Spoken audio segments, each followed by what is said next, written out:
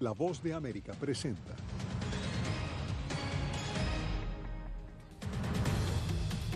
Nuevas medidas contra el coronavirus, anuncia la Casa Blanca. Estados Unidos presenta estrategias para abordar causas de la migración ilegal centroamericana. Y cada vez son más rápidos e intensos los incendios forestales en la costa oeste de Estados Unidos.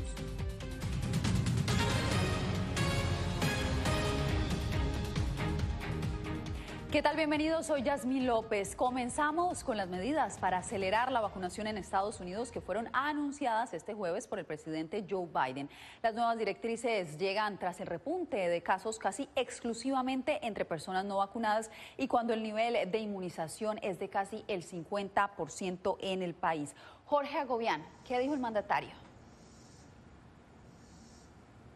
Yasmín, comienzo enumerando estas medidas anunciadas por el presidente Biden. En principal, y como ya se había anunciado, en cuanto a los empleados públicos y contratistas del gobierno, deberán mostrar su estado de vacunación. Quienes no puedan o quieran vacunarse tendrán ciertas restricciones. La primera, deberán usar mascarilla, no importa el lugar donde se encuentre. También tendrán que presentar una prueba anti-COVID 1 o 2 veces por semana y tendrán restricciones de viaje. Hay que recordar que en Estados Unidos hay 4 millones de empleados públicos y que hay un grupo dentro de ellos que está en contra de estas medidas. Ya se había pronunciado porque dicen que están en contra de sus derechos civiles. Sin embargo, el presidente Biden pidió a los empleadores privados que emulen este tipo de iniciativas. En cuanto al personal militar, se ordenó al Departamento de Defensa que se evalúe cómo y cuándo se exigirá a los militares dentro y fuera de Estados Unidos que se vacunen. Y en cuanto a la población en general, pues se anunciaron incentivos a las personas, $100 para quienes se vacunen plenamente y también incentivar la vacunación entre niños de 12 o más años. Pues esto en vísperas del regreso a clases. Es parte del resumen de estas medidas anunciadas hace tan solo minutos por el presidente Joe Biden. Pues Jorge, muchas gracias por este resumen y manténnos informados. Abordar las causas de la migración desde Centroamérica hacia Estados Unidos ha sido uno de los objetivos principales de la administración Biden. La Casa Blanca difundió este jueves 2 estrategias mientras Biden recibe críticas por el tema migratorio. Jacopo Luzzi nos tiene todos los detalles sobre esta información. Jacopo, adelante. Yasmín, seguramente Biden está bajo mucha presión. Los republicanos lo critican argumentando que el haber revocado políticas de la era Trump ha alentado la migración ilegal, mientras algunos demócratas lo acusan de no hacer lo suficiente para ayudar a los migrantes, por ejemplo, al mantener la expulsión automática de personas debido a la pandemia. Sin embargo, expertos consideran que estas 2 estrategias ahora podrían crear un impacto. Veamos.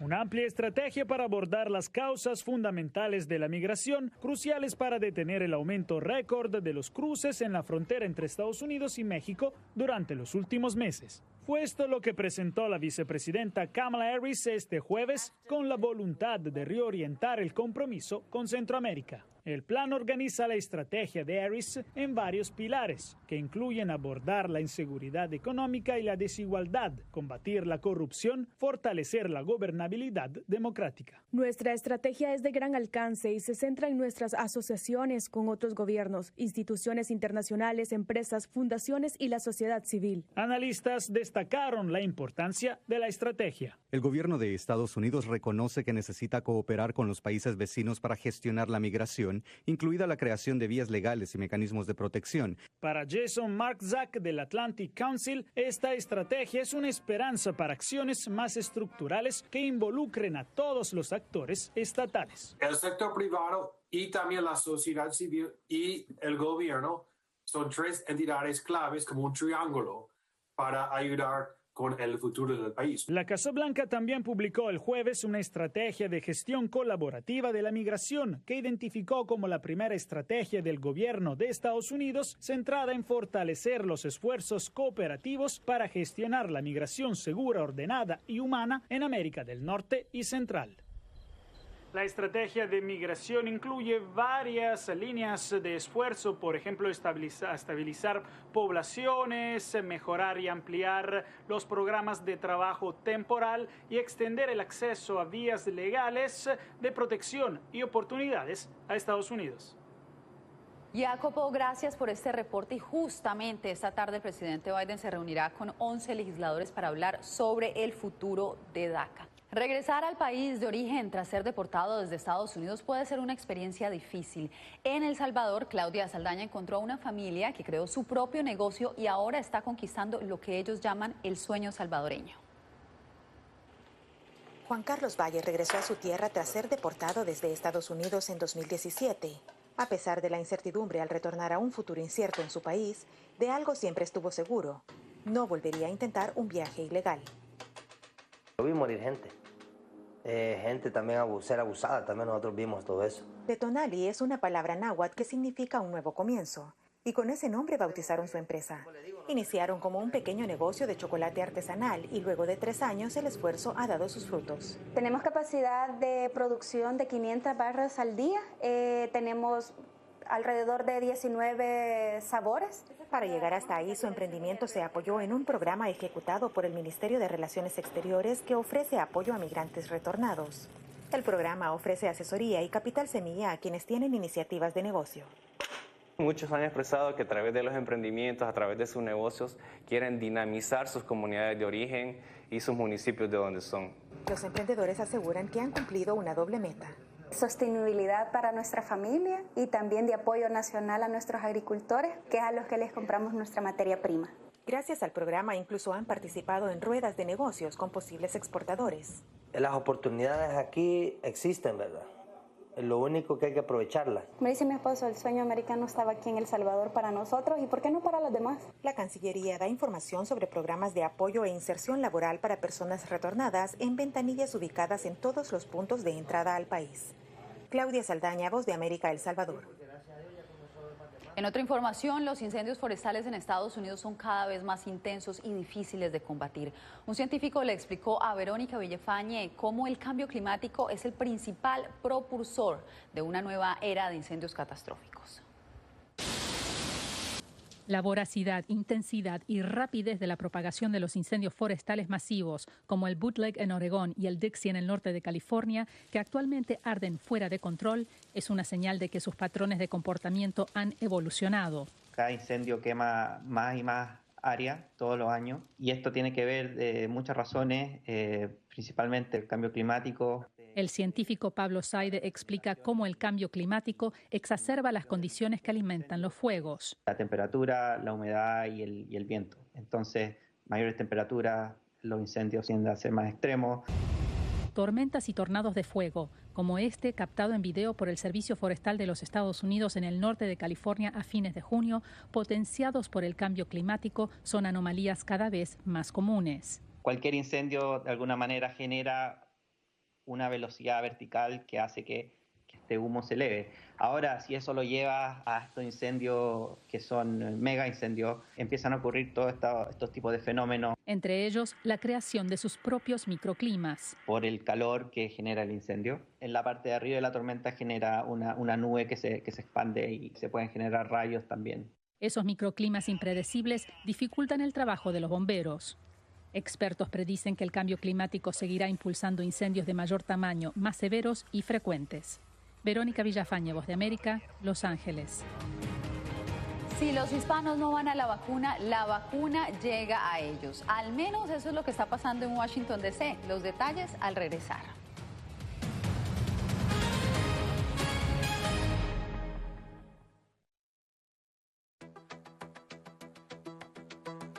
En momentos de crisis políticas y sociales, algunos gobiernos autoritarios recurren al bloqueo del acceso a Internet como herramienta para detener la información que entra o sale de su país. No obstante, existen algunas alternativas que te ayudarán a continuar conectado a la red a pesar de la censura oficial. Una de las más efectivas es el VPN o red virtual privada por sus siglas en inglés. La VPN pretende simular que la persona está en otro lugar del mundo y no en el país que esté restringiendo el acceso a Internet, de manera que es incapaz de detectar esa conexión interna y así se puede utilizar Internet con normalidad. Las ofertas de VPN en el mercado son muchas y las puedes buscar escribiendo las iniciales VPN en los motores de búsqueda, pero es importante descargarla o adquirirla antes de perder la conexión al Internet. Aquí te ofrecemos algunas opciones.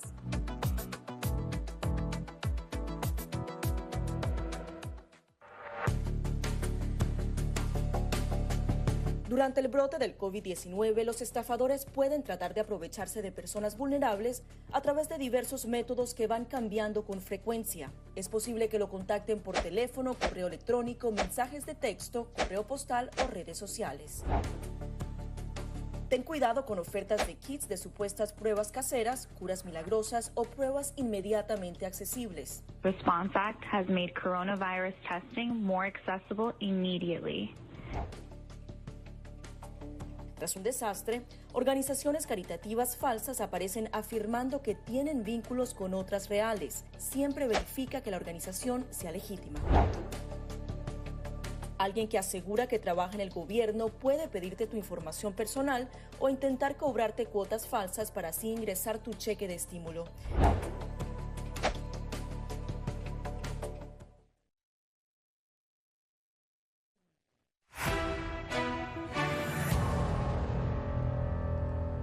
La pandemia del COVID-19 estaría postergando el diagnóstico y tratamiento de cáncer a nivel mundial. Según expertos, las consecuencias del avance de esta enfermedad se verán la próxima década. Adriana Arévalo nos explica.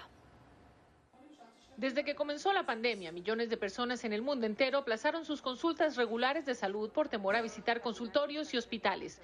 Expertos calculan que así se ha retrasado el diagnóstico y tratamiento de cáncer en miles de pacientes y que la detección de casos se ha reducido en al menos 75% en Estados Unidos. Obviamente están preocupados de que se van a contagiar de COVID si van allá y además también piensan que retrasar un año esa visita no va a cambiar mucho. Pero ha pasado más de un año y medio de pandemia y aún hay quienes siguen sin visitar a su doctor o poder someterse a las operaciones o análisis que necesitan.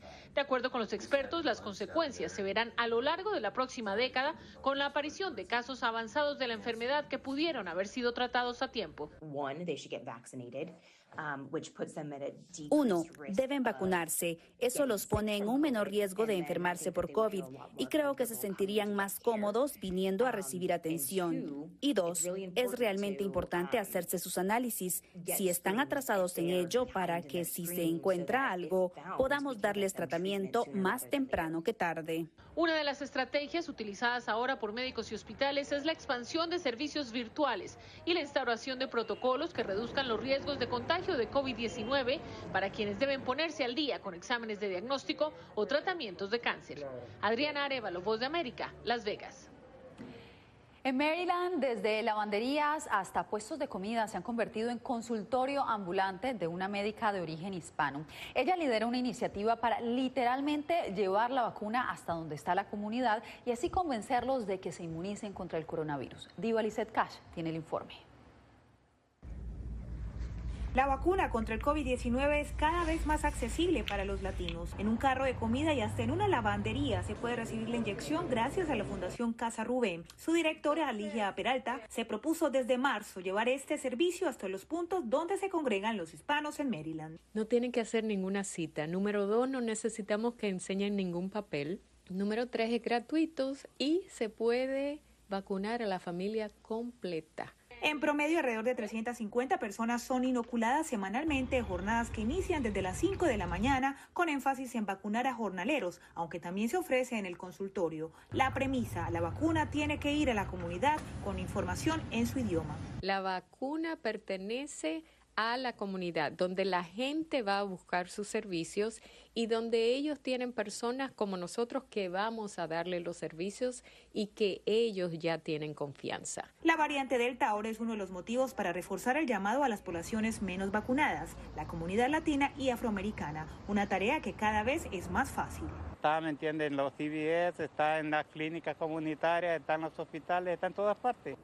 Según esta médica, la creencia errónea de considerarse personas fuertes físicamente y la intención de no empeorar los síntomas post-COVID son las principales razones esgrimidas por los latinos para no vacunarse. Mientras tanto, los CDC advierten que a julio de este año casi el 30% de los casos de coronavirus en Estados Unidos se presentan en la comunidad hispana.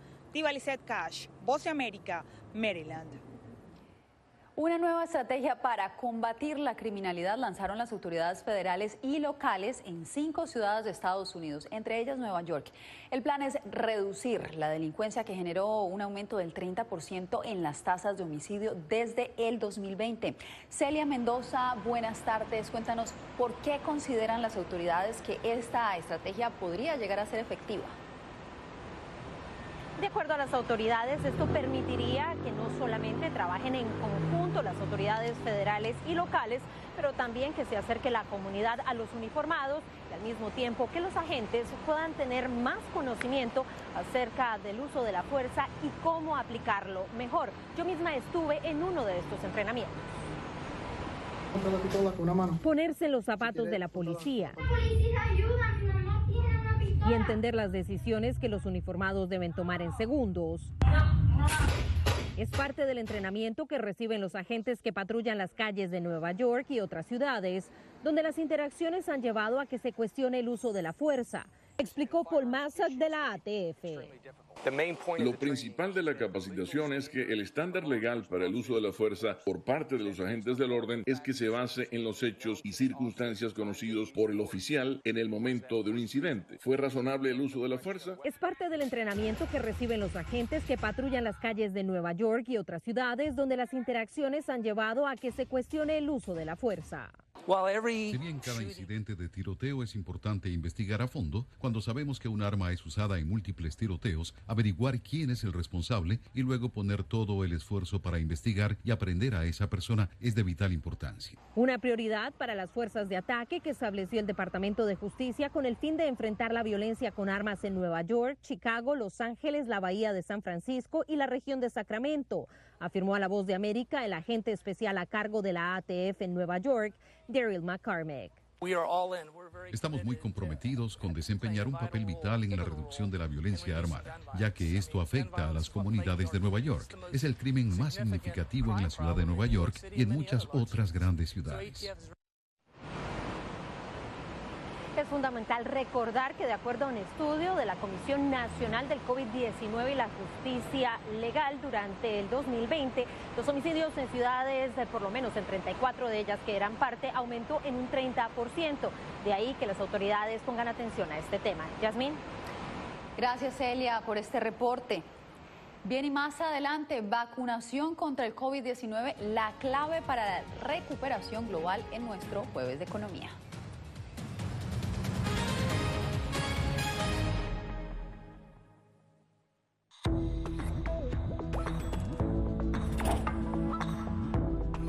Cuando ellos me traen un tema un poco delicado o fuerte, yo siempre les pregunto primero, ay, ¿y dónde oíste eso? ¿Quién te lo comentó?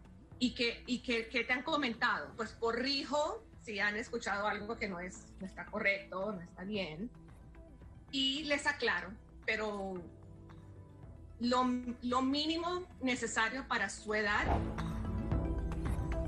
Enfócate en que tu hijo se sienta seguro y no le ofrezcas más detalles de los que pida. Si ellos preguntan, nosotros siempre les hemos respondido con la verdad, pero a su edad.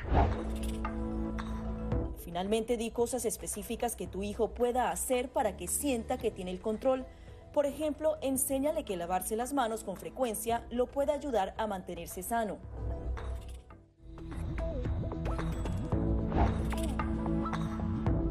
No permitas que interactúe con personas o animales fuera de la casa. Si una persona de la casa se enferma, evita que tenga contacto con tu mascota. Designa a un miembro de la familia o un amigo para cuidar a tu mascota a corto o largo plazo en caso de que tú no puedas. Limpia sus patas una vez que regreses a casa, pero no uses productos tóxicos para ellos como toallitas desinfectantes. Usa champú para bebés y aceite de coco en sus patas si notas picazón o sequedad. Prepara un kit de emergencia que incluya un suministro de medicamentos por 30 días y al menos 2 semanas de alimentos y otros suministros. Asegúrate de que todas las mascotas lleven collares y etiquetas con información actualizada como nombre, número de teléfono y necesidades médicas urgentes.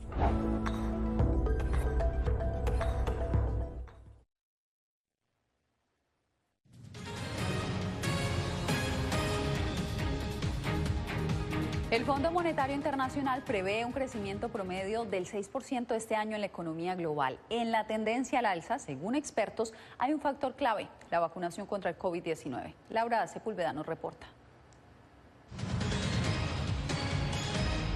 Las vacunas han ampliado la brecha entre la capacidad de diversas naciones de fortalecer su crecimiento económico. Pese a que el Fondo Monetario Internacional, FMI, mantiene los pronósticos de crecimiento mundial que emitió en abril, las perspectivas de este año para los mercados emergentes se han revisado a la baja, porque cuando hay menos vacunas hay mayor riesgo de contagio.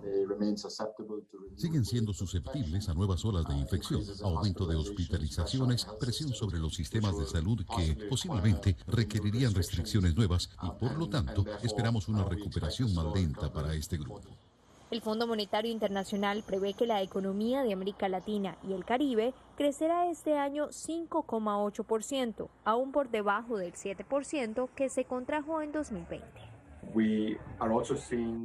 También estamos viendo una mejora en los precios de exportación con el aumento en los precios de los productos básicos, lo que es provechoso para muchas economías de la región que se están beneficiando en estos términos de intercambios favorables. Por lo mismo, destaca como clave inmunizar a la gente para garantizar una reactivación sólida y no interrumpida por nuevas medidas de protección para el control de la pandemia, más ahora con los altos niveles de contagio de la variante Delta. Laura Sepúlveda, Voz de América, Nueva York. No más manipulación y hechos concretos. Eso le pide desde el exilio la magistrada venezolana Elenis Rodríguez al gobierno de Nicolás Maduro ante la posibilidad de un diálogo político en Venezuela. Gustavo Cando Alex nos tiene los pormenores. La magistrada venezolana en el exilio, Elenis Rodríguez, considera que es necesario lograr un diálogo serio para rescatar la democracia en su país. En entrevista con La Voz de América desde Chile, donde reside desde 2017, advierte que toda negociación con el gobierno de Nicolás Maduro debe estar enmarcada en la Constitución. Y que esto sirva para unir a la mayoría del pueblo venezolano en la búsqueda de encontrar una solución a la grave crisis política, económica, social y humanitaria de Venezuela. La magistrada, quien debió huir de su país luego de juramentarse hace 4 años ante la Asamblea Nacional, demanda transparencia en las negociaciones para que arrojen frutos concretos. Yo estoy de acuerdo con un diálogo serio, donde se hable sobre un cronograma electoral y puntos concretos, con agendas claras. El presidente venezolano Nicolás Maduro abogó este domingo por el inicio, en una fecha cercana, de un proceso formal de diálogo con sus opositores en México. El dirigente opositor Juan Guaidó ha expresado su disposición a participar en la negociación para salvar al país. Creo que Venezuela entera y el mundo está esperando el éxito de la instalación de estas negociaciones con el apoyo del gobierno de México. La magistrada Elenis Rodríguez considera que el primer paso del diálogo debe ser la liberación de todos los presos políticos. Gustavo Cando Alex, Voz de América, Maracaibo. Quédese porque al volver, la historia de un emprendedor boliviano que con su talento le devuelve la calidad de vida a quienes más lo necesitan.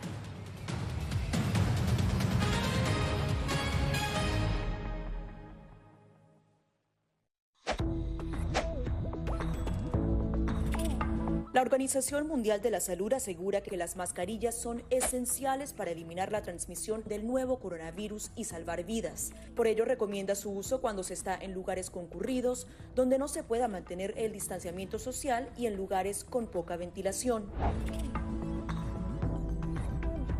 Cuando se habla de mascarillas para protegerse del COVID-19, se refieren generalmente a la mascarilla quirúrgica, el respirador N95 o las de tela. Las mascarillas quirúrgicas planas, rectangulares y desechables protegen al portador de gotas de partículas grandes del virus e impiden que los enfermos la esparzan cuando tosen o estornudan. Los expertos advierten que solo deben ser usadas una vez. El respirador N95, de forma oval y más ajustado a la cara, tiene una válvula de exhalación que ayuda con la humedad y el calor cuando respiramos. Además de filtrar partículas grandes, puede impedir que pase el 95% de las partículas pequeñas de virus y bacterias.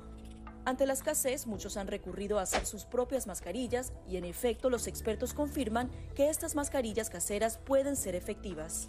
Las mascarillas nos pueden servir como una barrera aislante para las secreciones, pero tener mucho cuidado porque hemos visto gente que usa la mascarilla, pero al acomodarse la mascarilla se está tocando la cara, y eso es justamente lo que queremos evitar, es que la gente se esté tocando la cara en estos momentos, porque cuando uno está en lugares públicos puedes estar pasando la mano por una superficie que ha sido tocada por otras personas y que puede estar contaminada, y luego sin querer te puedes llevar la mano a la cara. Para más información visita nuestra página web y síguenos a través de las redes sociales bajo @Voz de América.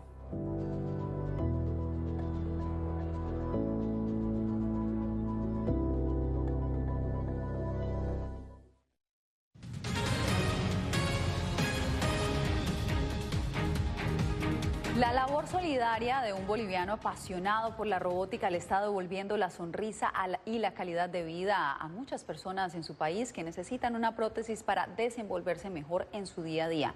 Fabiola Chambi nos tiene esta historia. Cuando era niño creaba sus propios juguetes. Ahora, Rolly Mamani se dedica a la robótica y se ha enfocado en tecnologías de la salud desde su taller en una zona rural de La Paz. Aplicar toda esta tecnología para aquellas personas que realmente puedan requerir, ¿no? En este caso, hacer un emprendimiento con propósito. Cada caso es diferente y plantea retos a Rolly y a su hermano, que es fisioterapeuta y lo acompaña en este trabajo. Han aparecido personas con manos parciales, malformaciones congénitas, pérdida de dedos, desarticulaciones, brazos, y hemos tenido que ir adaptándonos a todas esas situaciones. Una de las grandes satisfacciones de Rolly y su empresa Robotics Creators es mejorar la calidad de vida de las personas, como la de Pablo Mata, quien gracias a una prótesis y a pesar de ser no vidente, puede tocar guitarra.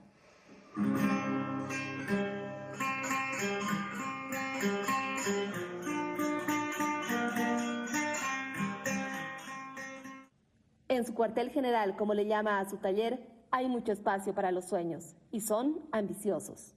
Algún día soñamos ser un ejemplo de motivación para los jóvenes que puedan apostar por algo que quizás no existe en el país y empezar desde cero.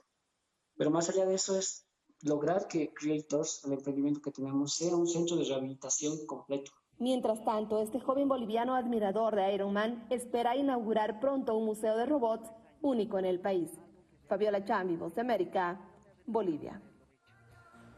Hasta la cumbre más alta de Perú llegó un grupo de escaladores con una enorme bandera de su nación como símbolo de unidad en medio de la marcada polarización que enfrenta el país. La bandera mide 200 metros de largo y pesa alrededor de 400 kilos, por lo que fue necesaria la participación de 20 escaladores para alcanzar la cima de la imponente montaña andina Huascarán. Así nos despedimos por hoy. Gracias por acompañarnos.